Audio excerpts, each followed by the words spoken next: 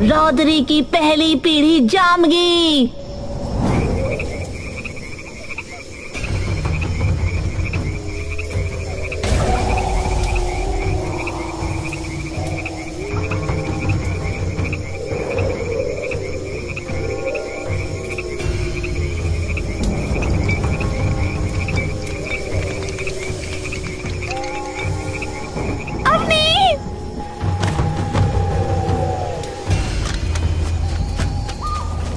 तुझे कहीं लगा तो नहीं?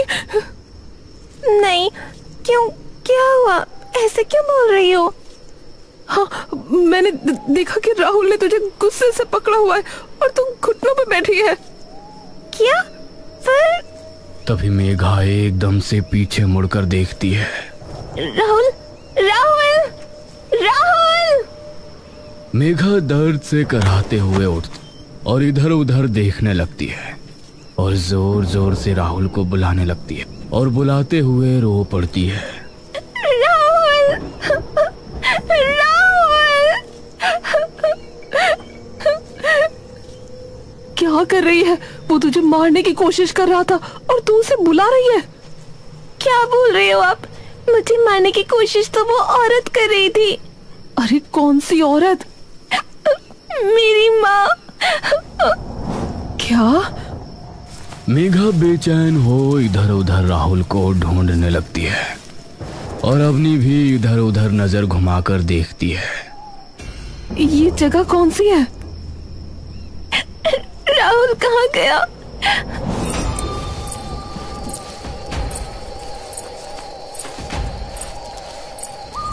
क्या हुआ भाण?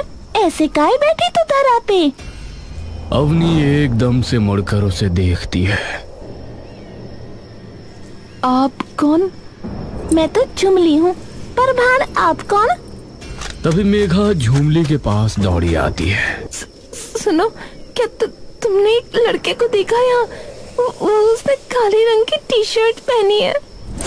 अरे अरे भाण, रो कायरी, रो ना। तभी मेघा झूमली के पास आती है। मेघा संभाल। बताओ ना आप, आपने देखा क्या कोई लड़का यहाँ? लड़का? कोई आपका पालतू चिनावर था के? पालतू? क्या कह रही हो आप? लड़का, लड़का? शायद इनकी भाषा में कुछ और कहते होंगे। पुरुष? पुरुष? यो क्या होया भला? अरे एक लड़का जिसके बाल छोटे छोटे थे, जिसकी दाढ़ी थी। दाढ़ी? भाण मेरे कुछ पल्ले ना पड़ रहा। मारे घर चलो तुम दोनों, मारी माई को बताना, शायद वो सहायता कर दे थारी। अवनी और मेघा एक दूसरे की ओर देखते हैं।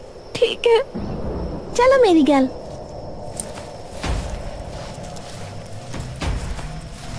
झूमली सामने मंदिर की ओर देखती है और हाथ जोड़कर अपना सिर मंदिर के सामने झुका लेती है। मेघा और अवनी खड़े खड़े चुपचाप निरंतर उसे देखते रहते हैं।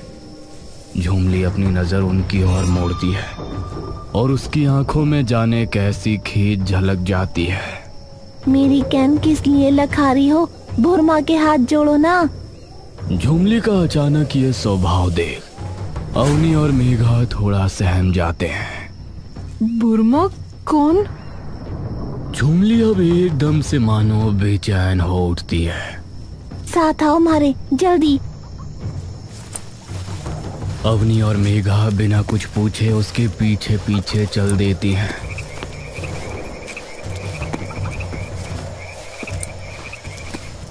रास्ते में मेघा और अवनी सभी के घरों को देखने लगती हैं। गांवों के सभी घर पत्थर के बने होते हैं। झूमली एक पत्थर के घर के सामने आकर रुकती है और अपनी लकड़ी की चप्पलें उतारकर अंदर घुस जाती है। आओ। मेघा और अवनी अपने जूते और जूतियां बाहर रेशम के पायदान में उतार देती हैं और अंदर जाती हैं। माई, ओ माई! अरे क्या होया? इतना?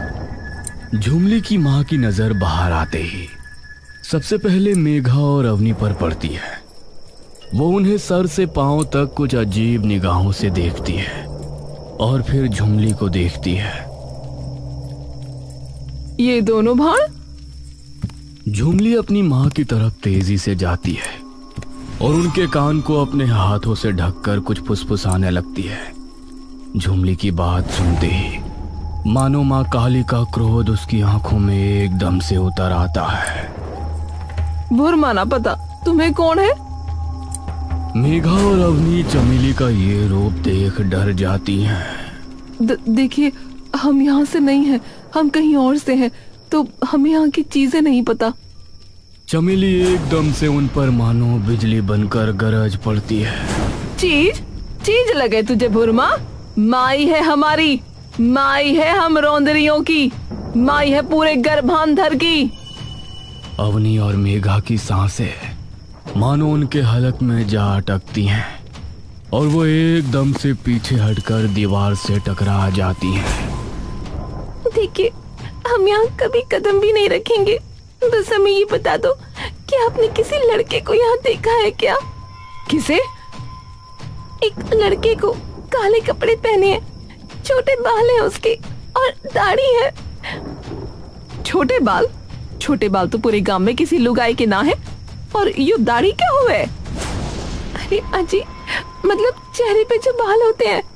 चेहरे पे बाल? अरे कैसे भांग खा रखी है के चेहरे पे बाल किसके होंगे? मेघा तो बिलख कर जमीन पर गिर जाती है और जोर जोर से रोने लगती है। अवनी उसे पकड़कर उसकी पीठ सहलाने लगती है। बस मेघा, कोई नहीं, ढूंढ लेंगे हम, आई प्रॉमिस यू। चमेली डरते हुए आती है और मेघा के सामने बैठ जाती है। अरे भाण, रो कायरी, रोना, वो तो मुझे गुस्सा यूं ही आता रहे। ये गांव कौन सा है? अरे तू इस गांव में आई, तुझे नाम भी ना पता हमारी भुरमा के गांव का? देखिए, मैं आपसे हाथ जोड़ के माफी मांगती हूँ, पर हमें नहीं पता भुरमा कौन है। अरे पर ऐसा कैसे हो सके कि भुरमा को कोई ना जानत, जिसने यो सब बनाया? क्या बनवाया? यो पूरा गांव। अरे पर वही तो मैं कह रही हूँ कि हम यहाँ से नहीं हैं। चमेली और झुमली की आंखों में तभी ना जाने कैसा डर कौंध जाता है। चमेली डर के मारे एकदम से पीछे खिसक जाती है और झुमली भी भागकर अपनी माँ से चिपक जाती है। अवनी और मेघा उनकी खौफ से कांपती हुई सूरत देखकर अचंभे में पड़ जाते हैं। क्या हुआ? चमेली झुमली का मुंह अपनी छाती से एकदम जोर से चिपका लेती है। हम लोग जंगल पार से आए हो के? अवनी और मेघा एक दूसरे को बड़ी विचलित मन स्थिति से देखते हैं। हम अलवर से हैं माँ जी, और हमसे डरिए मत, हम कुछ नहीं कहेंगे। हम बस हमारे दोस्त को ढूंढना चाहते हैं, वो कहीं गुम हो गया है। तो हम जंगल पार से ना आए? देखिए, हमें नहीं पता आप कौन से जंगल पार की बात कर रही हैं। चमेली तभी फटाफट से मेघा और अवनी के एकदम करीब आ जाती है। मेघा और अवनी डर के मारे एकदम से पीछे हो जाते हैं। अरे जंगल पार, जहाँ दानव और राक्षस रहवे। क्या? हाँ भाण, मारी बुरमा के गर्भ ग्रंथ में लिखा है कि गर्भांधर की कोई भी लुगाई जो गांव से बाहर जावेगी, उसे वो राक्षस जिंदा निगल जावेगा। तो इसीलिए पूछ रही थी। अवनी और मेघा एक दूसरे की ओर देखने लगते हैं। अवनी एकदम से चमेली की ओर देखती है। नहीं, आप गलत समझ रही हैं। हम जंगल के बाहर से नहीं हैं, हम असल में जंगल में ही रहते थे। तो हमारे कबीले का एक इंसान गायब हो गया है, बस उसी को ढूंढ रहे हैं। अच्छा, अरे झुमली, डर है ना, आजा। झुमली आकर उन दोनों के पास बैठ जाती है।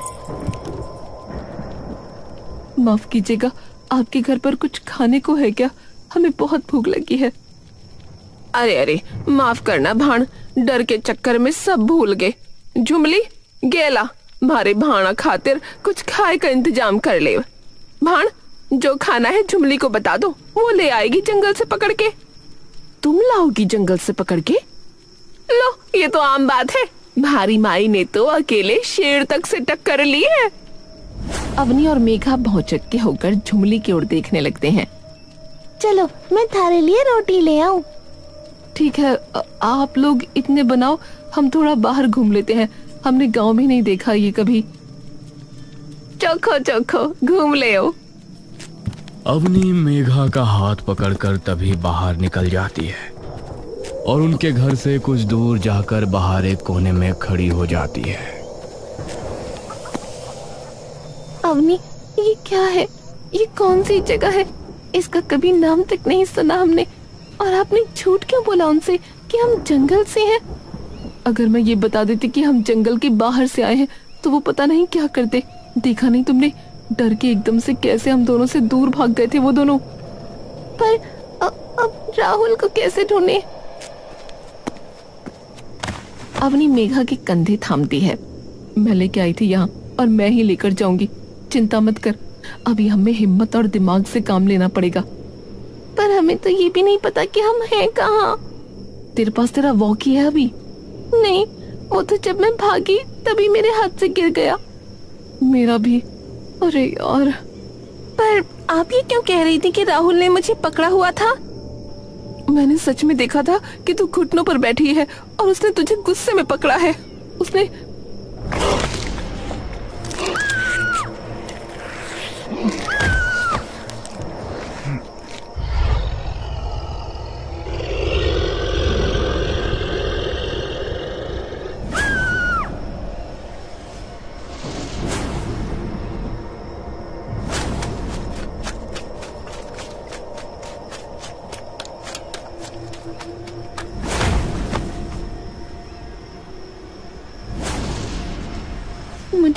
मैं दिखी अपनी माँ की गोद में बैठी।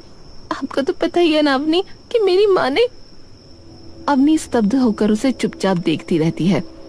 ऐसा लगा मानो मेरा पूरा बचपन आंखों के आगे आकर खड़ा हो गया हो। उस औरत का प्यार से बुलाना बिल्कुल वैसा ही जैसे माँ बुलाती थी। वो मेरे कंघी से बाल बना रही थी। पता नहीं फिर से किस बात पर गुस्सा आ गया और वो एकदम से मेरे पीछे भाग ली कंघा लेके।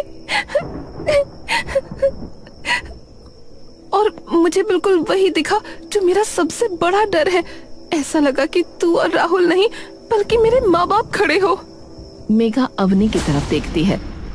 तो हम दोनों को वही दिखा जो हमारा सबसे बड़ा डर था। इस गांव से निकलने के लिए पहले इस गांव के बारे में पता लगाना पड़ेगा और उसके लिए बस एक ही रास्ता है। तभी अचानक उन दोनों को राहुल की आवाज सुनाई देती है। मेघा, मेघा बचाओ। मेघा अचानक पागलों की तरह इधर उधर देखने लगती है। राहुल, राहुल, राहुल, कहाँ हो तुम? राहुल, राहुल। मेघा जान। मेघा राहुल की आवाज सुनकर मानो अपनी सारी चेतना भूल उसकी आवाज के पीछे एक बेसमझ बच्चे की तरह दौड़ने लगती है।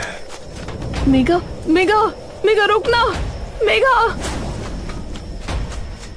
अवनी भी मेघा के दुलार में अपना हर तर्क भूल उसके पीछे पीछे दौड़ने लगती है। मेघा हाँफती हाँफती गर्भाधर के मंदिर पर एक बार फिर से पहुंच जाती है। दोनों वो मंदिर देखते ही एकदम स्तब्ध पड़ जाती है। अब वहां सिर्फ सन्नाटा छाया होता है। दोनों चुपचाप खड़ी उस मंदिर की ओर एकटक देखती रहती हैं। ये तो वही मंदिर फिर से।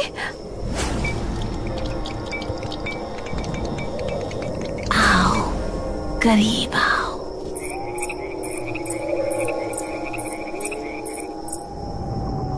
अपनी गर्दन पर महसूस होती उस औरत की सांसों की गर्माहट से मेघा और अवनी की मानो सांसें थम जाती हैं।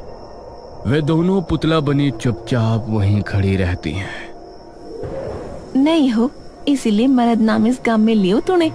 पर आखिरी बार कहूँ, ये नाम इस गांव में आज के बाद मत लीजिए।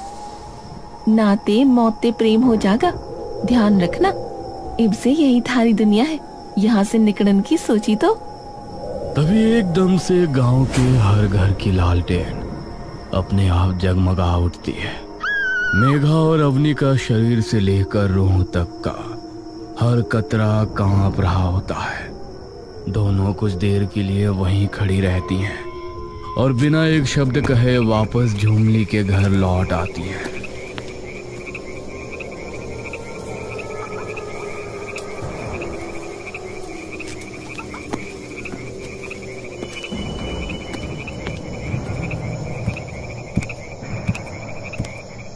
अरे आगी, चलो बैठ के रोटी खा लो अब। उस आवाज ने मानो उनके शरीर के हर अंग को अपनी ध्वनि में जकड़ लिया हो। मेघा और अवनी चुपचाप खाना खाने लगी। अवनी अपनी सारी हिम्मत जोड़कर एक गहरी सांस लेती है। माफ कीजिएगा, हमने कभी नहीं सुना था भूरमा के बारे में, तो आप हमें थोड़ा बता सकती हैं उनके बारे में, ताकि हमें यहाँ रहने में थोड़ी आसानी हो जाए, क्योंकि यहाँ के लोग शायद उन्हें बहुत मानते हैं। चमेली और झुमली मुस्कुराने लगती हैं। बिल्कुल बताऊंगी, क्यों ना बताऊंगी भला। हमारी भूरमा देवी है देवी। हम रौद्रियों की शुरुआत उन्हीं से हुई है। हमारे सबसे पहले पीढ़ी वही पीढ़ी थी। कई बरस पुरानी बात हैगी। एक बार हमारे भूरमा को एक राज्य के कई सारे दानवों और राक्षसों ने पकड़ लिया और कई महीनों तक उनके ऊपर खूब जुल्म ढाया। ऐसा कि कोई अगर लुगाई होती ना तो कुछ ही दिनों में मर जाती। पर हमारी भूरमा तो देवी का रूप थी, तो वहां से निकलकर भाग गई और उसी के कुछ दिनों बाद उन्होंने अपनी कोख से एक छोरी को जन्मा और वहीं से शुरू हुई रौद्रियों की गर्भांधर की कहानी। पीढ़ी बढ़ती गई और धीरे धीरे जो गांव बना गर्भांधर। तुझे पता है जो गांव का नाम गर्भांधर क्यों है? क्यों? क्योंकि यो गांव हमारी भूरमा के गर्भ के अंदर है। भूरमा तंत्र विद्या और प्रेत विद्या की बहुत बड़ी विद्वान थी। जब वो उन राक्षसों के चंगुल से निकलकर भागी तो जितने भी लोगों ने उन पर जुल्म किए थे भूरमा ने उन सबको शापित कर दिया। जब भी किसी राक्षस ने उन्हें हाथ भी लगाया उन्होंने उसे तभी अपने गर्भ शाप से शापित कर दिया और जब वो बाहर निकली तो उन्होंने श्राप के अनुष्ठान को पूरा कर दिया। तो उस श्राप से हुआ क्या? चमेली नीचे देखती है और एक अंधकार भरी हंसी हंसती है। राज्य के हर राक्षस ने उन पर जुल्म ढाए, तो जब भूरमा ने अपना गर्भ शाप का अनुष्ठान पूरा किया उन सबके जीवित शरीर वहीं भस्म हो गए और उनकी आत्मा को भूरमा ने अपने अनंत काल चक्र में कैद कर लिया और उनका पूरा साम्राज्य एक अकेली हमारी भूरमा ने माटी में मिला दिया। उन्होंने वरदान दिया कि अगर कोई भी राक्षस किसी भी रौद्री के पास आने की कोशिश करेगा तो भूरमा उसकी आत्मा को भी अपने चक्रव्यूह में कैद कर लेगी। अवनी और मेघा ये सुनकर निशब्द रह जाती हैं। आपकी भूरमा का नाम क्या था? काल भक्षिणी। ये नाम सुनते ही मेघा और अवनी के पांव तले की जमीन मानो कांप उठती है। चलो अब सो जाओ, कल थाने हमारे गांव का सबसे बड़ा रिवाज दिखाऊंगी। कैसा रिवाज? गर्भांतरी रिवाज। ये क्या होता है?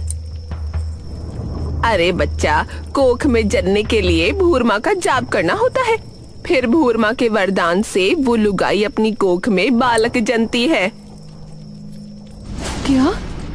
ये सुनते ही मेघा और अवनी एकदम से अचंभे में पड़ जाती हैं। अभी तुम सो जाओ, कल देखना ये रिवाज। खाने का एक निवाला भी उनके गले से उतारना उन्हें ऐसा लग रहा था मानो वे अंगारे निगल रहे हो। थोड़ी देर बाद खाना खाके दोनों नीचे बिछे बिस्तरों पर लेट जाती हैं। ये चल क्या रहा है? काल भक्षिणी, ये तो वही नाम है ना जो उस पत्थर की साउंड फ्रीक्वेंसी में आपको सुनाई दिया था। हाँ, ऐसा गांव जहाँ इतनी ताकतवर औरतें रहती हैं कि बचपन में शेर का शिकार कर लेती हैं और बिना किसी आदमी के प्रेग्नेंट भी हो रही हैं, सिर्फ किसी रिवाज से। उन्हें तो ये तक नहीं पता कि मर्द क्या होते हैं। इतना रहस्यमयी गांव और किसी को पूरी दुनिया में इसकी भनक तक नहीं है। दोनों चुपचाप इसी असमंजस में कुल्हाती रहती हैं। दोनों को अभी तक यकीन नहीं होता कि वे आज सुबह तक कहाँ थी और अब कहाँ है।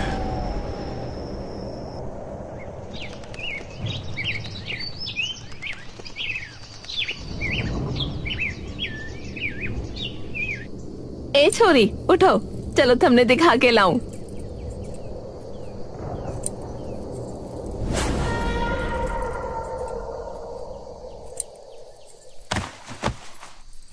अवनी और मेघा उठकर मुंह हाथ धोने जाती हैं।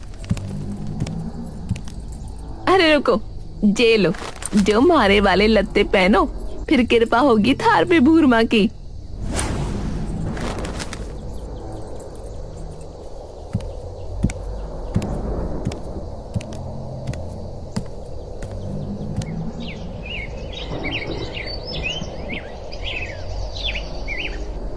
दोनों बिना कोई सवाल किए वो कपड़े पहनकर आ जाती हैं और उसके साथ मंदिर चली जाती हैं।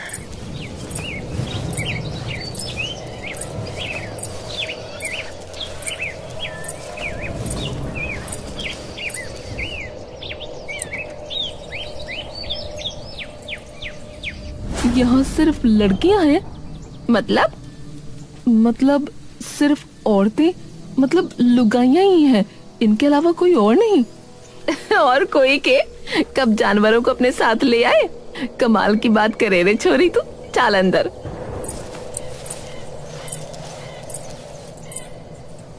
इस गांव में सिर्फ औरतें ही रहती हैं, कोई मर्द नहीं। क्या? हाँ, कल तूने सुना ना, इन्हें पता भी नहीं कि मर्द होते कौन है। और अभी देख, सिर्फ लड़कियां प्रेग्नेंट तो ये तंत्र मंत्र से हो रही हैं, शेर तक का शिकार भी कर लेती हैं।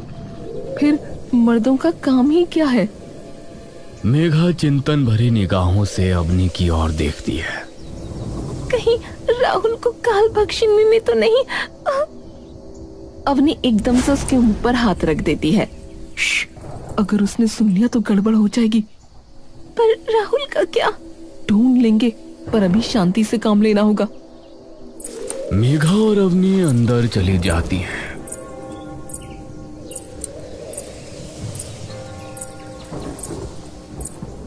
और जैसे ही वे काल भक्षिणी की मूर्ति को देखती हैं, उनके हाथ पांव मानो वहीं जम जाते हैं।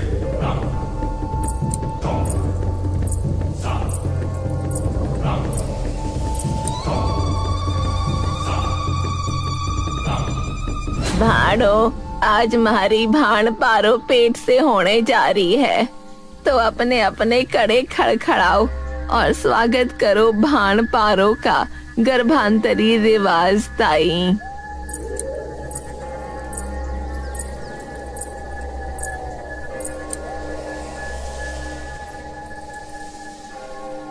गंभीरा भविष्यति रात्रिः लीना हस्युः वर्ण संयुतयः जीवन चक्रम प्रवर्तते काल भक्षण्याः पुनर्जन्माय। अवनी उस गीत के बोल सुनते ही चौंक कर मेघा की ओर देखती है। ये तो वही श्लोक है जो... हाँ, पर ये पूरा है। अवनी चमेली के कान के पास जाकर उससे इसके बारे में पूछने लगती है। इसने ऐसे मुंह क्यों खोला है? अभी पता लग जाएगा। तभी उन्हें दिखता है कि काल भक्षिणी के हाथ से रिसकर पानी बाहर आ रहा है और वो औरत उस पानी को धीरे धीरे पीते जा रही है।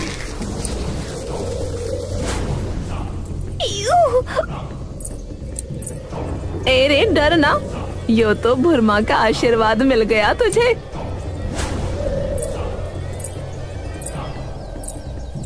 माँ जी, क्या मैं वो गर्भ पुराण पढ़ सकती हूँ? अरे बिल्कुल मेरी लाडली, क्यों ना पढ़ सकती। इस गांव की तो हर लुगाई ने पढ़ राखी, तो तू भी पढ़। अवनी चुपचाप जाकर वो पुराण पढ़ने लगती है। वहीं दूसरी ओर मेघा अपने पांव पोंछकर अवनी का इंतजार बाहर करने लगती है। अवनी थोड़ी देर में बाहर आती है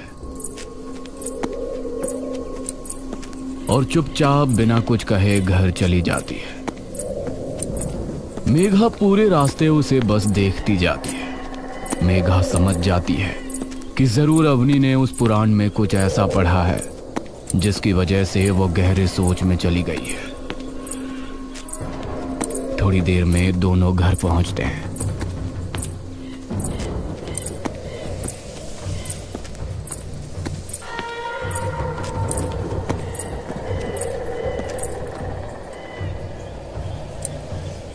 चलो छोरियो, मैं थारे लिए कुछ खाने का बना दूं। थम बैठ के बतला लो इतने। चमेली और झुमली अंदर चले जाते हैं। क्या हुआ? अवनी मेघा की ओर त्रास भरी आंखों से देखती है। मुझे ये पता लग गया कि राहुल कहाँ हो सकता है और हम यहाँ से कैसे बाहर निकलेंगे।